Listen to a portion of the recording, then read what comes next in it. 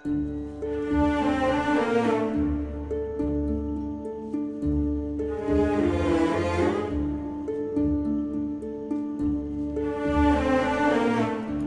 തവണ പറഞ്ഞാലും ആ നാണിയമ്മ ഉപ്പ് കുറച്ചേ ഇടൂ.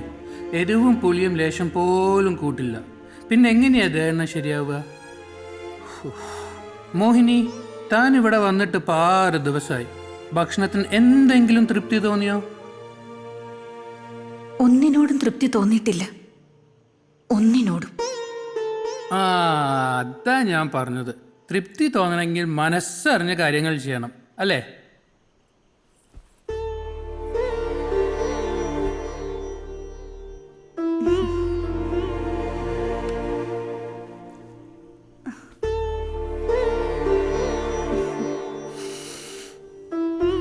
നല്ല മുല്ലപ്പൂവിൻ്റെ മണം, കാച്ചിയ എണ്ണയുടെയും.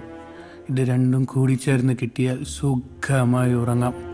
101 വിഭവങ്ങൾ കൂട്ടി നല്ല ഒരു സദ്യ കഴിച്ച തൃപ്തി. എന്നാ ഉറങ്ങല്ലേ? വെളിച്ചം കെടുത്തിക്കോളൂ.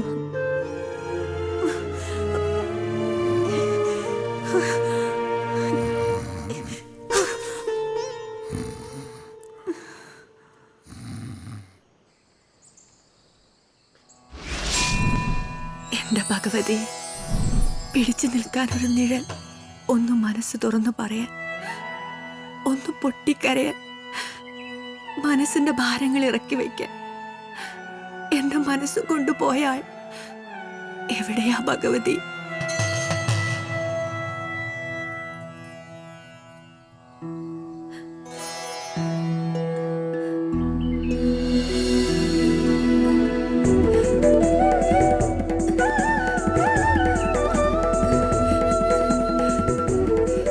ഞാനിപ്പോ ഭഗവതിയോട് പ്രാർത്ഥിച്ചതേ ഉള്ളൂ.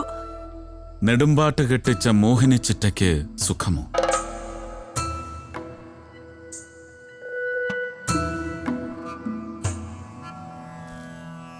ഉണ്ണിരാജയ്ക്ക് പഠിപ്പുണ്ട്. പഠിപ്പ് മാത്രമേ ഉള്ളൂ. താലി കെട്ടിയാൽ ഒരു ഭർത്താവായി. ഭാഗ്യമുണ്ടെങ്കിൽ പുരുഷനെ അറിയാതെ അമ്മയുമാകാം. പിന്നെ അമ്മുമ്മ.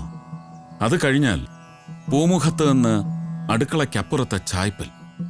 അവിടെ കിടന്ന് ശുഷ്കിച്ച് ചുളിഞ്ഞൊരുറക്കം. കഴിഞ്ഞു പെണ്ണിന്റെ ജീവിതം. ആണിന്റെ ജീവിതം കേമമാണെന്നല്ല പറഞ്ഞത്.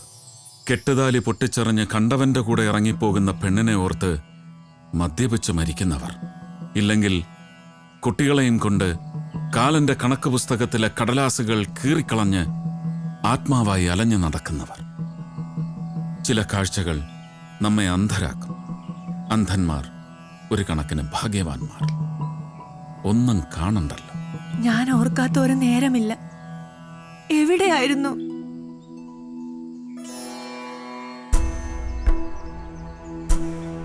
തമ്പുരാട്ടി പൊയ്ക്കോളൂ. ഞാനിവിടൊക്കെ തന്നെ ഉണ്ടാവും. ധൈര്യമായിരിക്കും.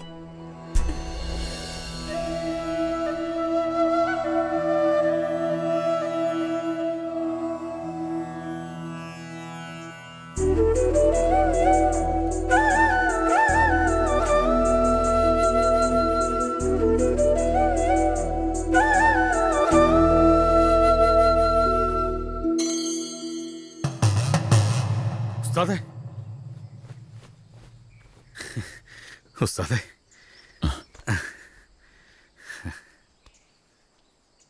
അബ്ദുള്ള, മഹാദുരന്തങ്ങളുടെ ഘോഷയാത്ര തുടങ്ങുന്നു. വെടിമരുന്നും ആകാശപ്പൂത്തിരികളും നിറഞ്ഞ പൂരപ്പറമ്പിൽ കൈകാൽ കെട്ടി നിർത്തിയിരിക്കുന്ന ഹൈമവതി തമ്പുരാട്ടിയെ തീ കൊളുത്താൻ തീപന്തവുമായി ശിവതാൺ. ചിതറുന്ന ശവശരീരം നോക്കി ചെവിയിൽ ചെറുവിരൽ കറക്കി ആനന്ദം കൊള്ളാൻ മുക്കോടൻ വക്കീൽ. തേച്ചുമിനിക്ക് വെടിമരുന്നിട്ട് കത്തിച്ച് വെടിപ്പാക്കിയ ഈ മലപ്പുറം കത്തിയുണ്ട്. ആരും അറിയില്ല ഉസ്താദെ. ആസനത്തിലേക്ക് കയറ്റി മുകളിലേക്കൊരു വലി വലിക്കും. വേണ്ട, ആരെയും കൊല്ലരുത്. നമുക്കതിനുള്ള അവകാശമില്ല.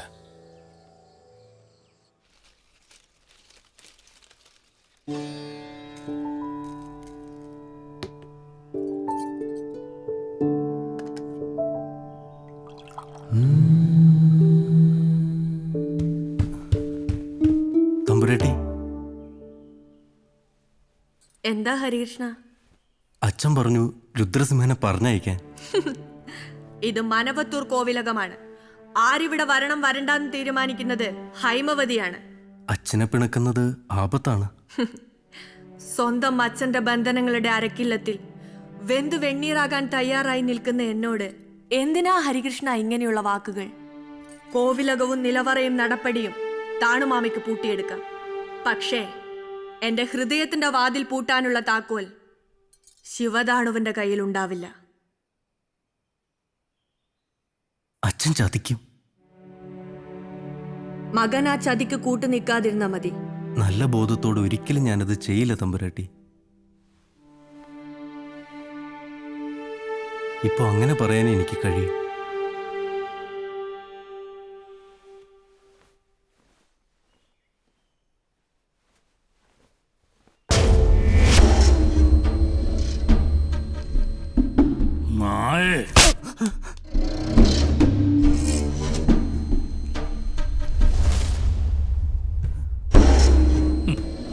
രണ്ടിനെയും വെട്ടിയടിഞ്ഞ ആനപ്പിണ്ടത്തിൽ താഴ്ത്തും.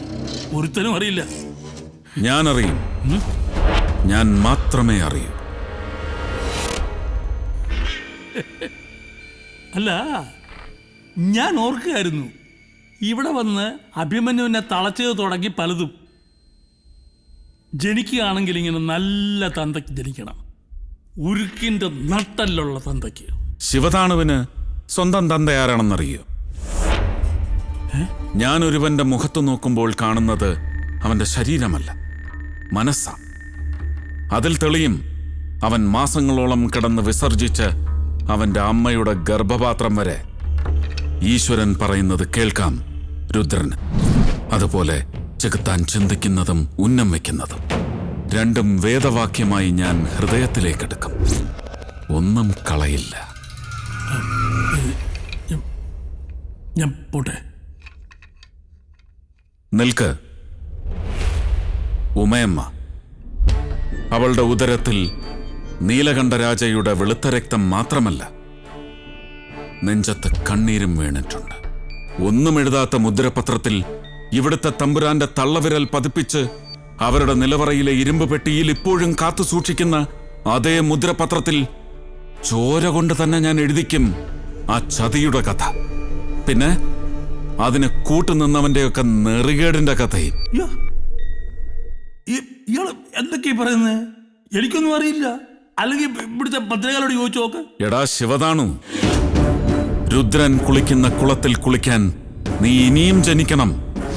ആർക്കെന്നറിയാതെ ജനിച്ച നിന്നെ കൊല്ലാൻ നാട്ടുമരുന്ന് കൊടുത്ത് നിന്റെ അമ്മയുടെ ഗർഭപാത്രം കുറെ പിഴിഞ്ഞെടുത്തതാ നാടൻ വയറ്റാട്ടിമാർ. നാട് നശിപ്പിക്കാനായി മാത്രം. നീ എന്നിട്ടും അവിടെ പറ്റിപ്പിടിച്ച് കിടന്നു. പെറ്റ തള്ളെ പറഞ്ഞാണ്ടല്ലോ. കുന്നത്തൂർ വീരഭൈരവൻ.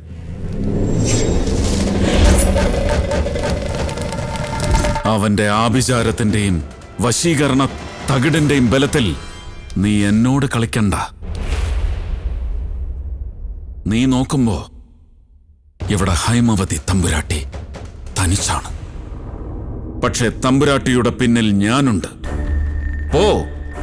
പോയി വാളും പരിചയമെടുത്ത് ഇറങ്ങ്. നിനക്ക് വേണമെങ്കിൽ മുന്നിൽ വന്ന് യുദ്ധം ചെയ്യാം, ഇല്ലെങ്കിൽ പിന്നിൽ നിന്ന് കുത്താം. എന്തിനും ഞാൻ തയ്യാർ. പോ.